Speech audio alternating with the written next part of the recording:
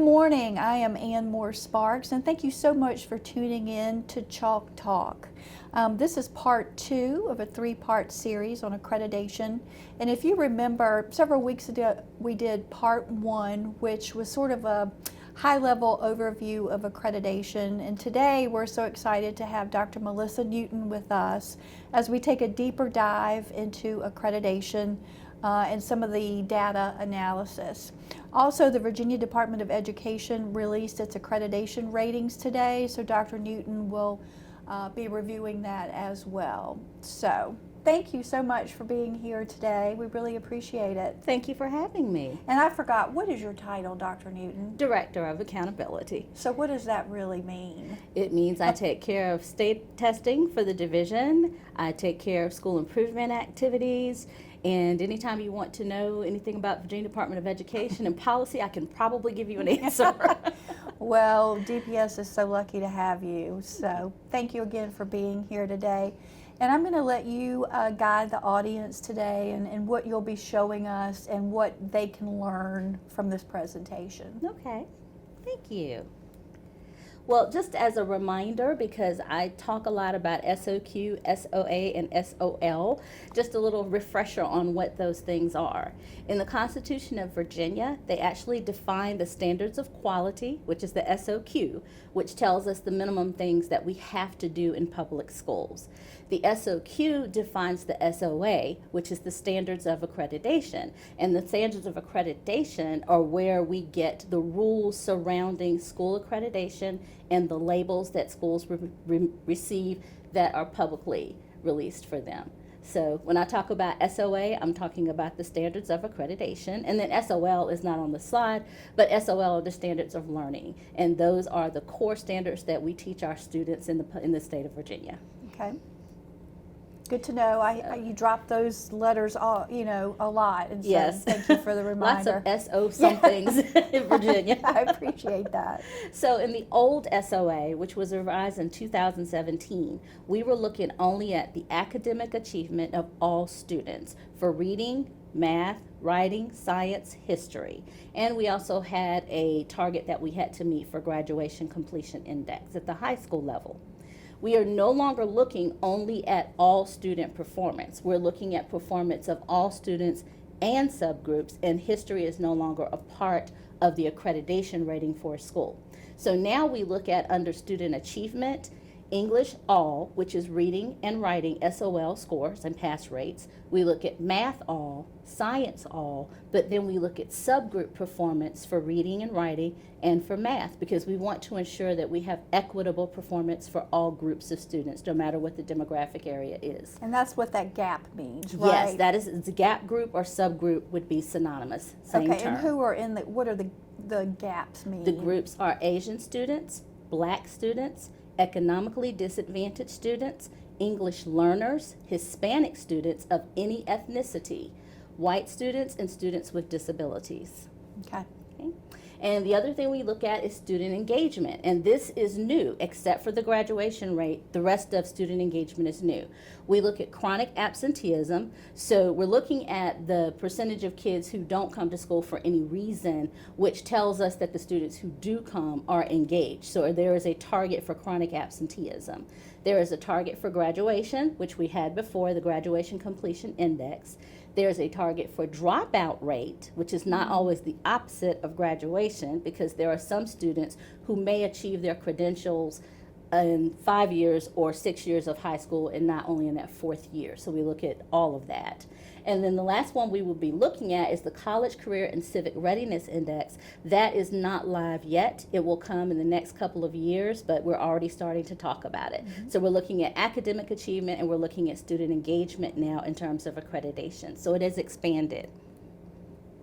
When we look at whether or not a school is meeting targets, we used to look at, for each of our subject areas, just a pass rate for all students. So for English, which would be reading and writing, we were looking at a 75% pass rate. For math, science, and history, we were looking at a 70% pass rate. Well, now the state is recognizing growth, so we're not just looking for that absolute. So on the slide, everything that's green is a level 1 outcome, and we have level 1, level 2, level 3, and I'll show you a little bit more about that in a moment. So for now, for English All, we still would like to reach a target that is between 75 and 100%, but if a school is between 66 and 74%, and they reduce the failure rate over the previous year by 10%, they can still be labeled as level 1. So it's giving us an opportunity to grow towards the 75 to 100 target. For science and for math, the target is 70%. So if you were 66 to 69% in the previous year and you reduced your failure rate over 10%, then you would also still be level 1.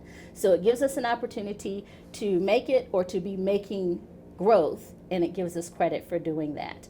So all of the targets are based upon the results from students when they take their standards of learning tests. The high school tests in the fall, the middle, elementary, and high school all test in the spring.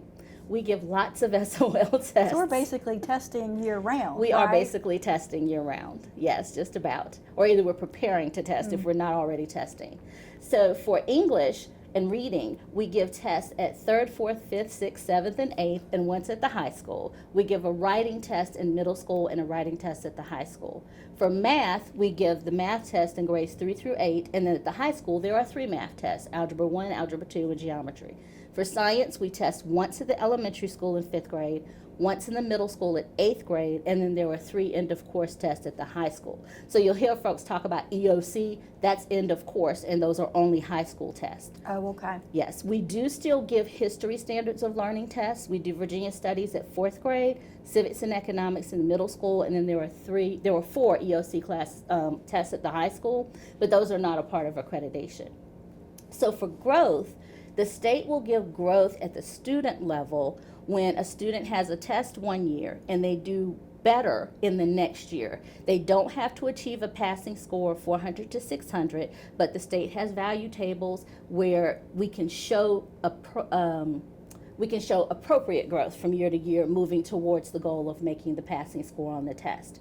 So if a student in 3rd grade does not pass their reading test, but in the 4th grade they still don't pass but make growth, the school is able to count those points towards accreditation.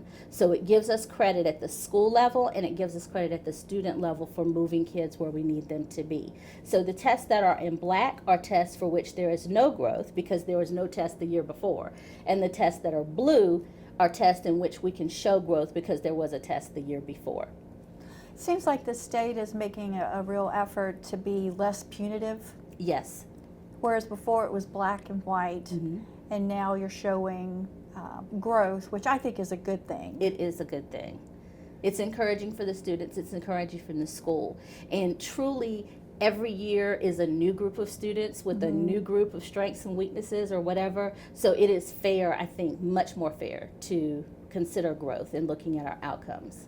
And for you, who's constantly looking at the data, since we're testing or preparing all year round, you see those results sort of real time, right? Yes. So I'm sure it's encouraging to see the growth, especially in some of the examples that you're going to show in a little bit later in your slide presentation. Absolutely. Yes. So for the outcomes based on our testing data, schools will be rated at level 1, which is at or above the standard, level 2, which is near or approaching the standard, and level 3, we aren't there yet, but we're still going to be working on it. If your school has indicator levels that are all green and yellow, you would be accredited.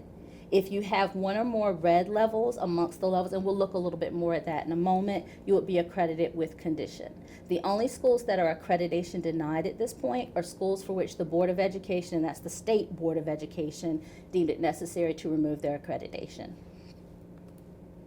So this chart actually has all the different numbers, where it's not just 75 or 70 anymore, but I've covered the elements of that. This is available on the Department of Education website with 3 pages of text if you would like to go and bone up on that. So what do our outcomes look like now? The school quality profile page on the Department of Education website shows each of the school outcomes from their state SOL testing last year. So when you go to the page, there'll be some school information, and there's lots of other tabs besides these, but we will focus on the data related to accreditation. For this school, this is a school that was accredited with conditions last year, which means one or more of their outcome indicators was red. They are accredited with conditions again this year, so one or more of their outcome indicators are red. Remember that I said for academic achievement, we're looking at English, reading and writing, math, and science. This school was red for English, green for math, red for science. Then you look at achievement gaps. This school was red for achievement gaps for English, green for achievement gaps for mathematics, and their chronic absenteeism was yellow. So they had a myriad of colors. So this is what the overall page looks like for each school, and the corresponding colors relate to their data. The next section you'll find actually gives you more insight into what happened with achievement gaps.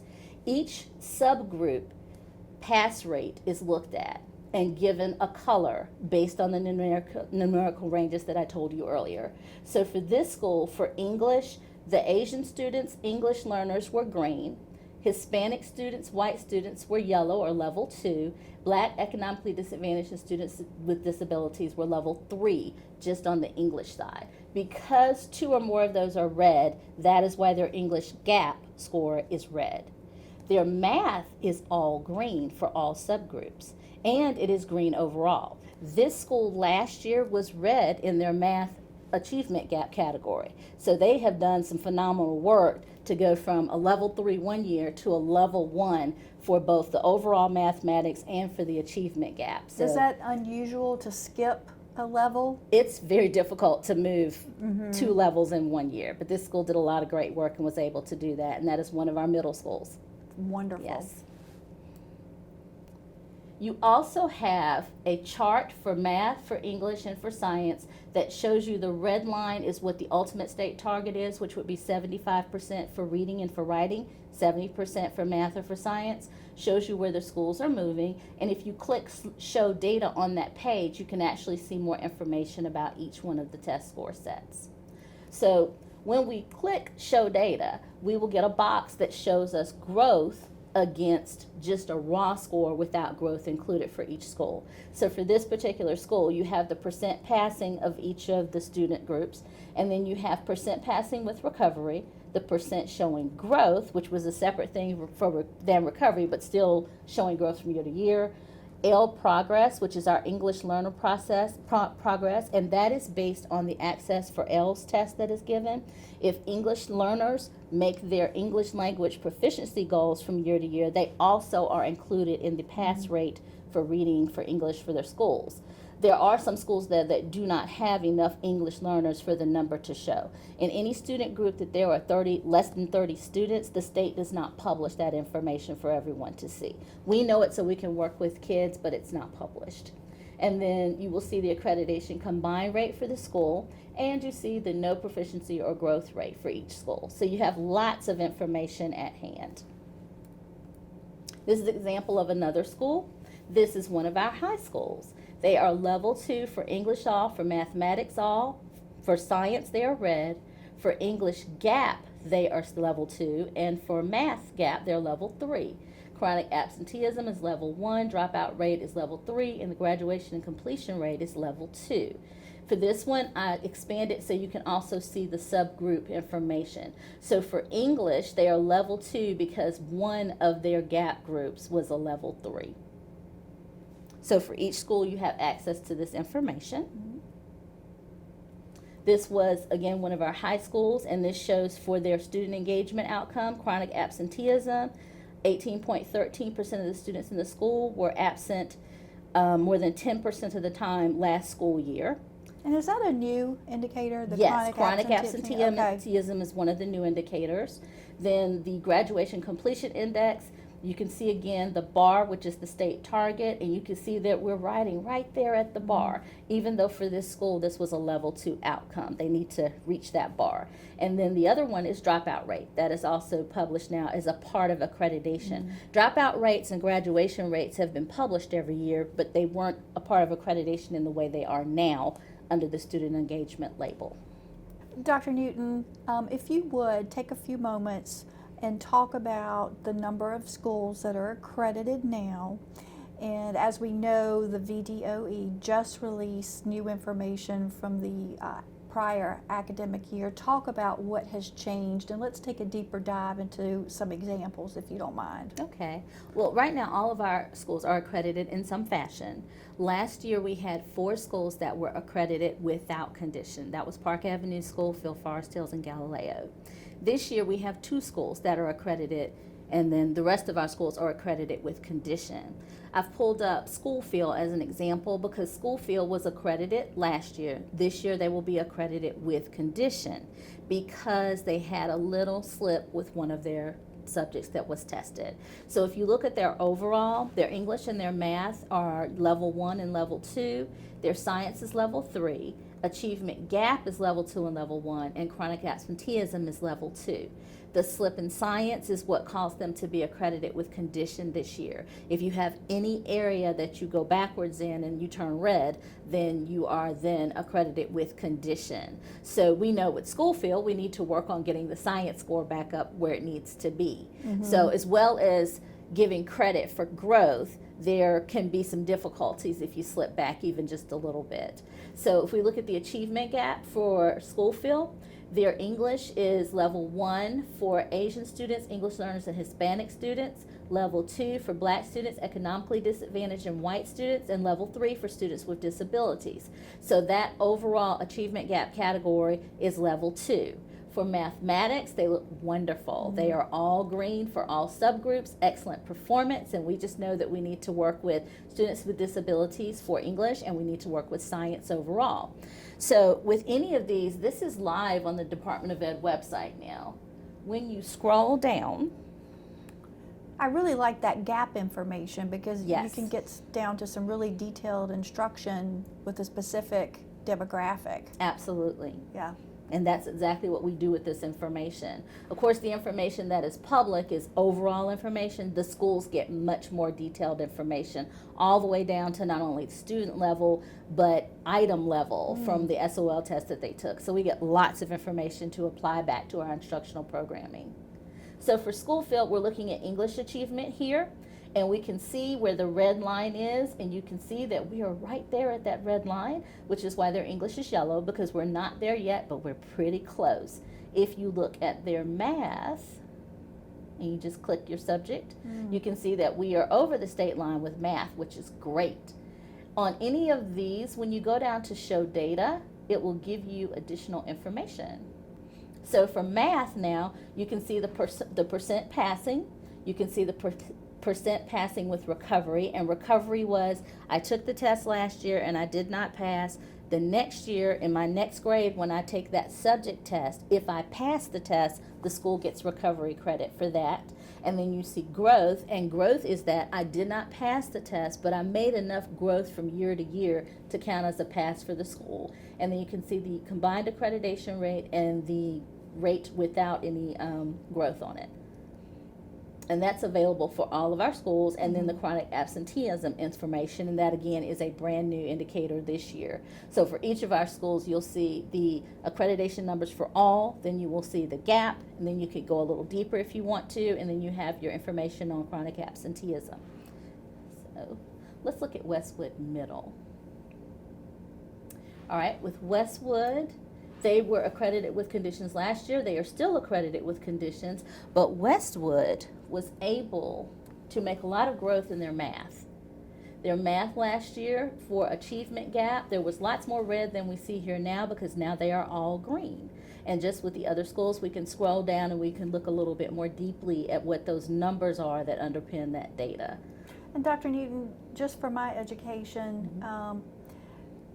so that's a lot of achievement in math we've seen Yes. on Schoolfield and lot of now growth. Westwood. What do you attribute that to? Can you pinpoint it? Is it a change in instruction, or what do you contribute that to? Well, the wonderful thing is that we implemented new standards in mathematics last year. With the Virginia Standards of Learning, each of the core SOL is reviewed, and a new set comes out every so many years. So this was actually a new set of standards that the SOL tests we took last year were based upon. So we were prepared, our teachers were prepared, and our students were prepared to do well on this assessment. Well, that's great because given it's a new set of standards, it's different than what you were doing before, right? Yes. So that's wonderful. There are some differences, so this is really powerful. Let's look at George Washington High School because there are some extra indicators there. So as with the other schools, we have their accreditation status last year and this year is the same, accredited with conditions. We have their overall for English and Math level 2, Science is level 3, English is level 2, Math is level 3 for GAP. Chronic absenteeism is level 1 at George Washington High School. Dropout rate is level 3 and graduation and completion rate is level 2. Then if you look at the achievement gap information, you can see for English where they need to do some work. Again, students with disabilities is red, which turns that entire category level 2. But our Asian students, our English learners, our Hispanic students, and our white students are all level 1. Black and economically disadvantaged are level 2. Then if you look at achievement gap for math, you can see where we are in good shape and where we still have work to do. But again, the achievement gap information is what gives you the ratings that are higher up under the school quality indicators. And let's look down and see our graduation information. All right, there is our student engagement for chronic absenteeism. And then underneath this bar, you'll see chronic absenteeism, dropout rate, graduation completion. So we will click graduation completion. And now we can see our graduation rates. And you can see where the bar is, that is the target for the state of 88. And you can see that we are right below the bar. And these numbers continue to change a little bit longer than the other numbers for the students because there are students who graduate at the end of the summer and those numbers had to be updated. So we know where we need to work. Mm-hmm. Yeah. And one final question, I promise. For a member of the community who wants to put education first and who's invested in seeing our kids grow, what advice can you give to the community? Because this is a collaborative effort, right? Yes. What advice would you give to the community if they wanted to assist DPS in our growth? For parents and families, it would be to make sure that your child, number one, comes to school prepared to learn. They've had a great night's rest. They can eat at school, but you can feed them at home. Just come prepared and learn in mind and body and learn what we're teaching in school. For other parts of the community, come to the schools and ask us what we need. Ask how we can help because we are truly, the wonderful thing about being a small community is that we're all in. We're all in for education here. And so just ask what we need. Every child, every day, every classroom, Yes. right? Wonderful. Well, thank you for your time today. I know you're a very busy lady, so we appreciate it. I hope you found this information informative. It's our goal to educate the public on where you can go to get this information. And again, thank you for those tips as well. Check out our website at danvillepublicschools.org, and there you can find our links to Facebook, Twitter, and Instagram. Thank you again for tuning in.